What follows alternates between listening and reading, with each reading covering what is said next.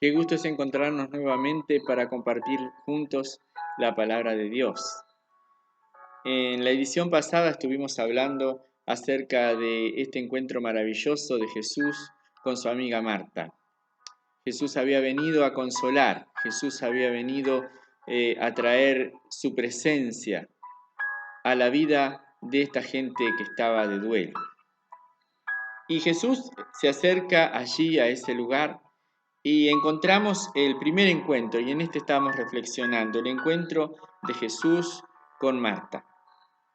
En un primer momento hablamos acerca de cómo esta familia, que siempre estaba distante en cierta medida, solamente tenía este encuentro con Jesús cuando Jesús iba a la ciudad de ellos, por lo general rumbo a Jerusalén, y posaba en casa de Lázaro, de Marta y de María. Sin embargo, esta amistad estaba dando frutos. Jesús estaba evangelizando. Jesús estaba compartiendo la palabra de Dios con las personas.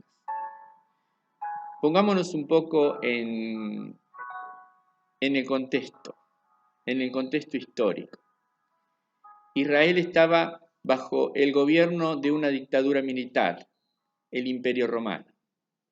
Si bien tenían sus gobernantes, tenían su rey, el rey Herodes, tenían sus autoridades nacionales, todo esto estaba bajo la égida del Imperio Romano.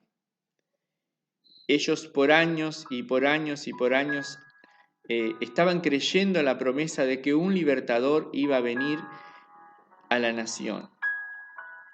Alguien que descendiera del trono de David, que descendiera de la familia real de David, que perteneciera por supuesto al pueblo, que se identificara con el dolor del pueblo y que finalmente los librara de la opresión. Ellos estaban esperando al llamado Mesías, el ungido, el escogido por Dios. Muchos se habían levantado en infinidad de ocasiones diciendo ser el Mesías, diciendo ser el que los iba a libertar.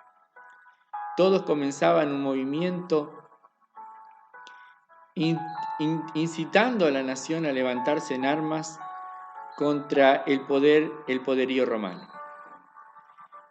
Multitud de revueltas habían sido sofocadas bajo el peso del poderío militar romano. La maquinaria bélica de Roma no perdonaba.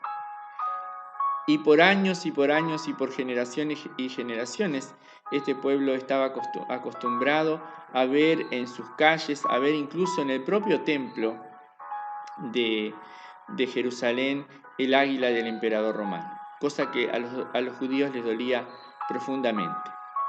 Ahora bien, Jesús había llegado. El Mesías estaba con ellos.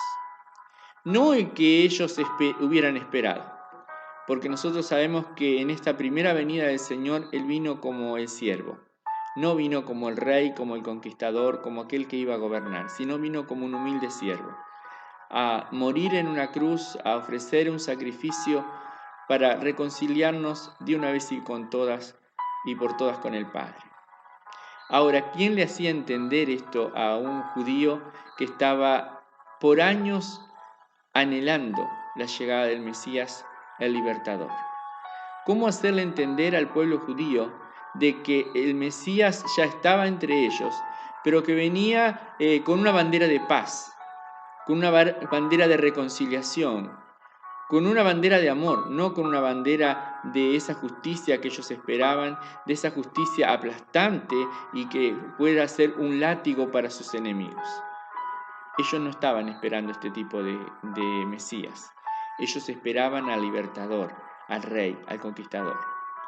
Por eso es que es tan importante la declaración que Marta le hace a Jesús en el capítulo 11 de San Juan, versículo 27. Le dijo: sí, Señor, yo he creído que tú eres el Cristo. La traducción que se hace de la lengua griega en la cual fue escrito el Evangelio, Cristo, en realidad es la palabra ungido o enviado. Yo creo que tú eres realmente aquel que nos iba a libertar. Yo creo que tú eres el Hijo de Dios que has venido al mundo. Qué importantes son estas palabras. No en vano Jesús buscó esto en el corazón de los 12 discípulos. ¿Recuerdan aquella ocasión donde Jesús les pregunta a ellos quién dice la gente que soy yo? Y que solamente Pedro, el pusilánime Pedro, el ambivalente Pedro, el Pedro que siempre estaba, como decimos nosotros habitualmente, para meter la pata, impulsivo, irreflexivo por momentos, fue el único de los discípulos, porque unos decían, tú eres este, tú eres el otro, la gente dice esto, la gente dice el otro. Y Jesús le preguntó, ¿y ustedes quién creen que soy yo? Solamente Pedro le dijo, tú eres el Cristo. ¿Y qué fue lo que le dijo el Señor a Pedro? Felicitaciones, Pedro, porque no te lo ha revelado un hombre, no te lo ha revelado una persona, sino el Espíritu Santo. Ahora encontramos a una mujer valiente, a una mujer que había llegado a la misma conclusión a la que había llegado Pedro. Podemos entender a Pedro. Pedro acompañaba a Jesús en sus viajes. Pedro participó de infinidad de milagros. Pudo verlos con sus ojos. Pudo escuchar las maravillas de parte de Jesús. Pudo escuchar sus enseñanzas. Pudo caminar por él largos caminos por territorio de Palestina. Pudo ver infinidad de milagros. Pudo ver infinidad de manifestaciones gloriosas a través de Jesucristo. Sin embargo, Marta, siempre que veía a Jesús, lo veía en el contexto de su casa. No tenía esa profunda experiencia que tenía Pedro. Sin embargo, Marta llegó a entender la naturaleza divina de Jesús. Esto es algo maravilloso.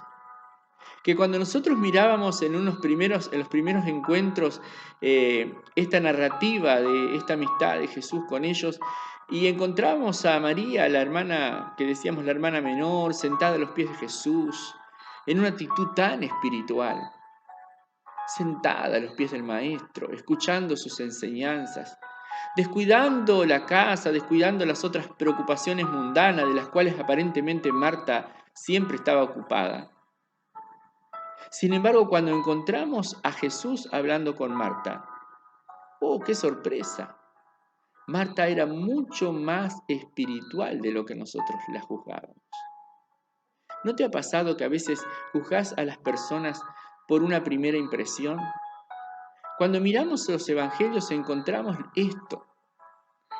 Marta aparentemente estaba ocupada en tantas cuestiones mundanas, en los quehaceres de la casa, en la limpieza, en la comida, en que la casa estuviera adornada, en que estuviera bien, en que cuando vinieran las visitas la casa estuviera floreciente.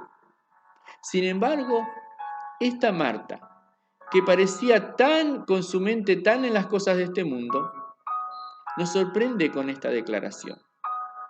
Y prestemos atención, porque más adelante, cuando veamos el encuentro de Jesús con María, no vamos a encontrar la misma declaración en María que la que encontramos en Marta. Nos sorprende la actitud de Marta, porque es a la que juzgábamos como aquella que estaba para otras cosas más mundanas y seculares.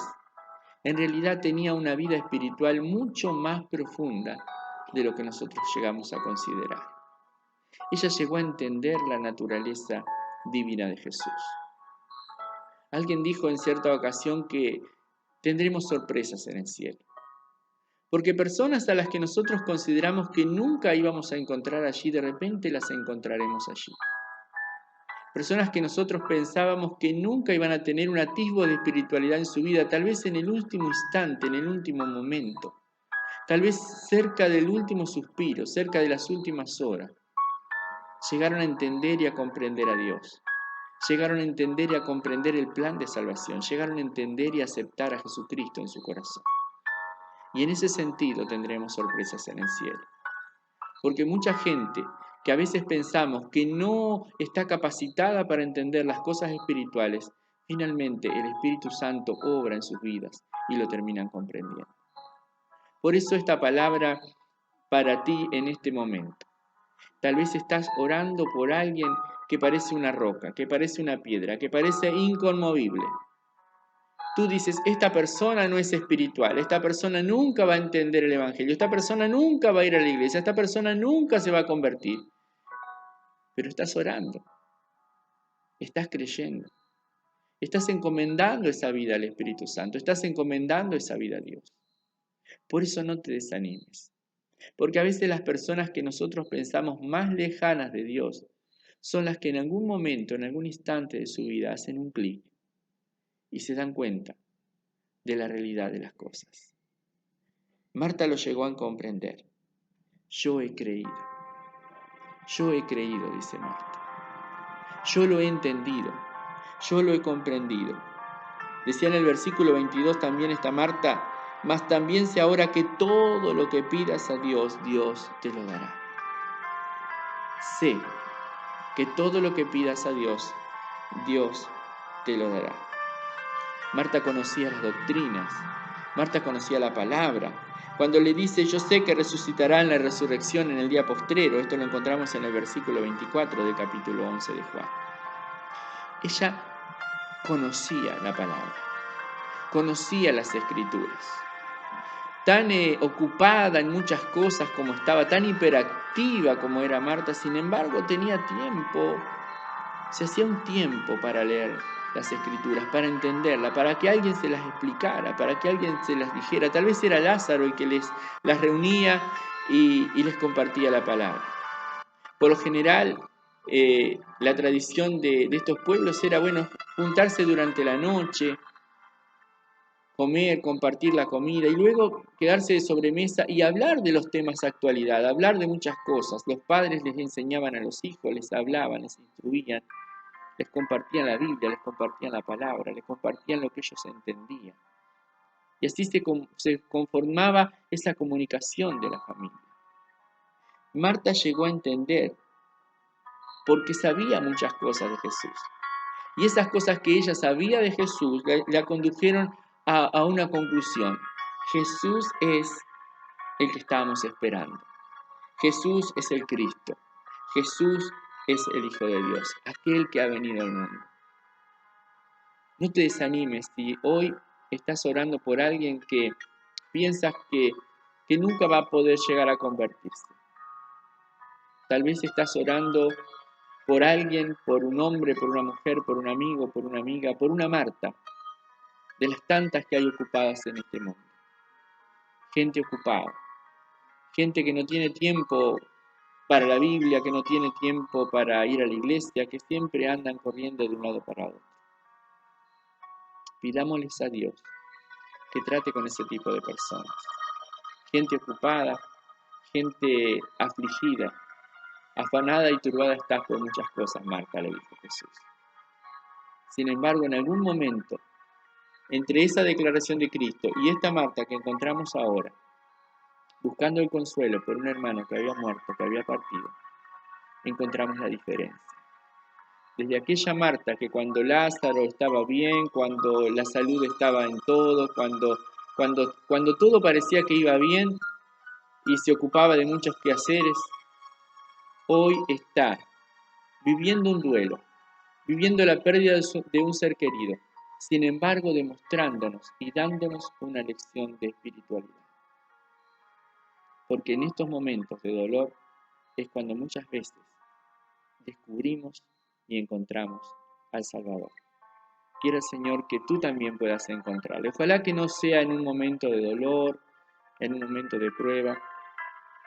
Sé que muchas familias en este tiempo, no solamente aquí en nuestro país, en muchos lugares de la tierra, están sufriendo por esta pandemia que está realmente marcando los destinos de muchas vidas, de muchas familias y de muchas naciones.